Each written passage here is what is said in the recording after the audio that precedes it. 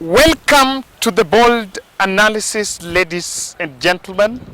This is a very good afternoon here. I'm in the middle of Nairobi. It's a very windy place, so you'll excuse me if my audio will have some distortions. And I want us to talk about something, and I've decided to get another environment at least, so that at least tupunge hewa wana. Unajua tumekaa ndani sana kwa studio mpaka at least sasa tutoke nje, eh? At least we also know what Kenyans want to know. I'm waiting to speak to some few Kenyans out here about political developments in the country. But just before that, because that will come in the next analysis, I've decided to talk about something that have been a bit irritating for some time. I know for the last 2 days, we have been doing thread analysis in the two developments, shocking revelations. One is that there was a plot to kidnap and kill Wafula Chebukati. And it's been a bit shocking and ridiculous because many have been looking at it as if it's just a political, if you allow me to use that word, hot air, because there was no way the chairman of the commission could have been eliminated at a point where the whole country was looking at what was expecting. And of course, I wonder whether the chairman was a threat before announcing results. But I need to make it a little bit broader bit, and I want to look at it this way. This is not the first time that these allegations about previous Uhuru Kenyatta regime is coming.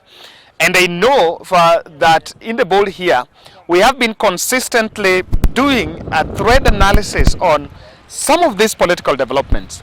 It's not shocking either that for another time, the former DCI boss, George KINOTI, is on the radar, or rather is the talk of town.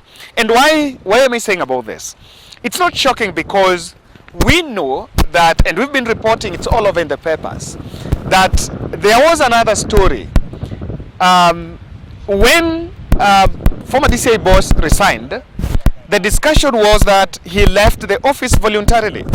But later on, the administration would come out and own up that they were behind removal of KINOTI from the DCI headquarters.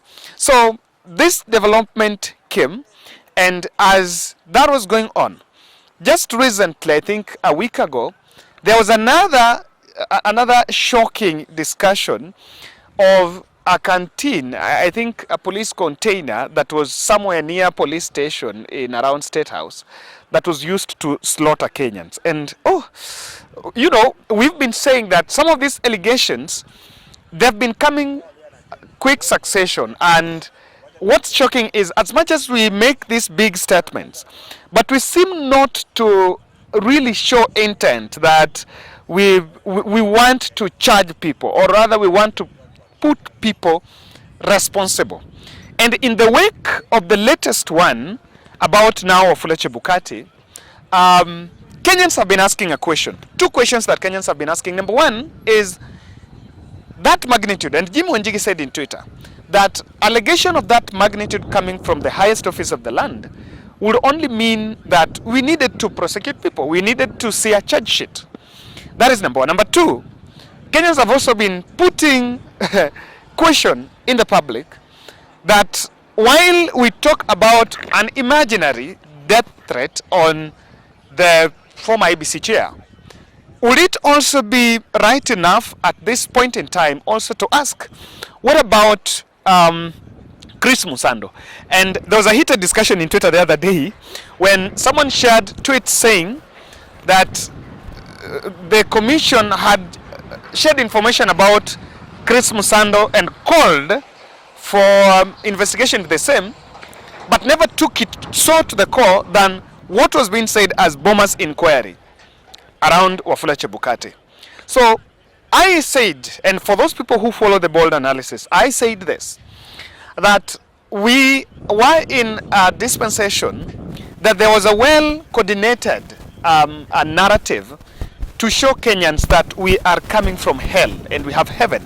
That's why the narrative freedom is here, was to gain momentum, that to show Kenyans that we are coming from some, I don't know, we were coming from an imaginary fire and that what we have now is a different scenario. And This will then show you and give Kenyans a feel-good environment, or rather feel-good politics. And I challenge the feel-good because it's not about freedom, and that has been my position. If you want to bring the feel-good environment that we've said Mwai Kibaki brought in this country, then we just needed to fix one thing. We just needed to fix the economy. And fixing the economy will be our broader view. We just needed to fix the cost of living. I can tell you guys, and for those who are in this country, those who watch your videos, and those who have privileges of moving from towns to towns, I can tell you that Kenyans are going through a lot, and people cannot connect the ends. It's sad. That's the truth. People cannot connect the ends. Be it from paying tokens to the price of unga, be it to transport, even to go to, even people who work in Mjengo sector have to walk to those places because even transport cost is ridiculous. And when we paint it that way, critics look at it as if we are just trying to show dire view. We are making a dire view of the situation, but that is the true perception. That's the true feeling of the Kenyan people. Now, back to what I was saying. Why that KINOTI has been targeting all along. And a good friend of mine was telling me, Kevin, look at it this way. I don't know whether you can also buy that concept. He was saying that Kenya Kwanza came into administration. The administration came in the backdrop of allegations of people that did not have past records. They did not have good name as much as past records are concerned. If you are to peruse the records of some of these people you are seeing around here that are now assuming, or rather now being portrayed as heroes, starting from the two most powerful people in the land, you will understand what I'm talking about, that they don't have the clean slate. No one is clean. And so there is a consistent push to say that, okay, everything that happened was because of Uhuru Kenyatta. Can I tell you, 6 days before the double M, Miguna Janyando, was brought back in this country on 20th October, 14th of October, all the cases that he had pressed against Uhuru boys were dropped. Go and do your research. All the cases against Mtaani, Yalangwa, and all those people that were in the Ministry of Interior and government luminaries, including Uhuru Kenyatta's administration, those cases were dropped. So that's why I can tell you that no one is clean. And so, question that every Kenyan is asking, I can tell you, if you are saying this, why can't you charge people? Okay, you have dropped inquiry on state culture, and rightfully so. You are making dire allegations, and Kenyans, you are taking emotions of people are getting drained into this discussion. But then the question here is this: what has made it difficult to you to charge people? You know, I'm also, I don't know whether you're also wondering, mbona tuwapeleki kotini, eh? Unajua tunasema Uhuru alifanya hii, nasema hii ilikuwa hivi, wao tulikuwa tunataka kufanya hivi, lakini sasa watu wanashangaa, jamani, inakuwaje hatuwapeleki kotini, eh? Inakuwa ni swali gumu sana. Now I want to tell you the reasons, and you will believe, you will agree with me. This is it. All this is political hogwash, and it's political. Number one, it's political. And that is why the Wafula Chebukati have had all those opportunities, and you can even go to media and even call press conference as an IBC chair, former chairperson, to talk about these things. But they had to be said by the president. They're getting the magnitude.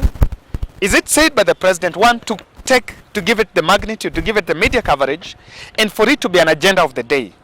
And they believe that when it is said by the president, the opposition wing are going to pick it, so that it becomes a political discussion.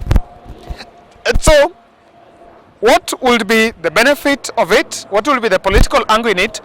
The political angle in it is that we want to show people that, you know, Uhuru was kind of a hell, you know. It doesn't work that way. Now, the other reason is this, and for those who follow the bold, I have said it in the past, that these fellas, no one is clean. No one. If you are to start digging deep and ask yourself a simple question, yes, Uhuru Kenyatta wanted to do something to Chebukati. Then what about Chris Musando? When you follow articles, don't even do more research. When you follow articles, by that time Chris Musando passed on, it was in the backdrop of an election, just few days to an election. That election was a ticket of Uhuru and William Ruto. We understand that after Supreme Court nullified, Uhuru Kenyatta wanted to leave and go to Ichaweri, but he was told, and he was almost being slapped by our current president.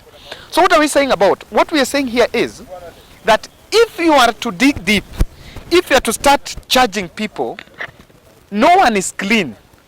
And so they don't want to set a precedent. They don't want to start charging people, because when you start charging people, whether evidence or not, you are going to create the understanding that, okay, fine, we are starting with Wafula Chebukati, but before we finish with that, let's bring Chris Musando. Before we talk about that, let's bring that and let's bring the rest. So the spree of charging, dragging to court, even though we understand that Kenya Kwanza have a very soft spot with the judiciary, it's not denial. You're going to generate many things. From where I am born, there is something called ijeno ojeni. Ile chakula ilibaki usiku, ile ugali ilibaki usiku. Unajua ukiamka kesho kama unataka kupika ugali utaiweka alafu uitumie. That's what they're saying. When we start charging, we are also going to be charged, because they are going to be counter charges. So don't expect it. Lastly, no evidence. No evidence. And when you start cooking evidence to charge people, when you go to charge people and you don't have evidence, you successfully take the person to the dock. But when you lose that case, the intention remains with a shame on your face. That you don't have any evidence, you lose the case, there is a double lose, because reputation that, okay, kumbe mulikuwa mnaniekelea. But now when you say and you don't charge me, you win it in the public, because people who support Kenyan politics is antagonistic in sense that those who support Raila don't support Ruto. And you realize that those who support Ruto will remain and believe what he says, whether it is true, whether it's at night, or whether what is it. But all those who trust Raila will believe what Raila is saying. So that is why it has to be persecuted in public. It remains a public opinion. With the way you take it, it's upon you. So I see that is why it can't go. There is no evidence. Number two, when you charge people wrongfully, you run the risk of losing that litigation. When you lose that litigation, who pays? You have to pay these people. And you're going to pay them handsomely. I can tell you. I believe what Megona says, that if the state was to pay me, the state was going to pay a lot of money. Even this defamation, guys, go and just peruse the defamation suits. They are very expensive. In fact, they're very costly in terms of when you lose that case. So they don't want to do that, because when you go that route, and I can say that there are a lot of things that are going on, that if defamation suits were to start coming from Uhuru Kenyatta's side, then you will hear less of the talking. But it's interesting, it's politics, and don't expect anything more than that. That's my take. And so make sure you watch our next video, because we're going to speak to Kenyans around here. We are going to talk about these issues and want to know, what do Kenyans think about it and what the conversation should be all about. So guys, stick around. This is The Bold.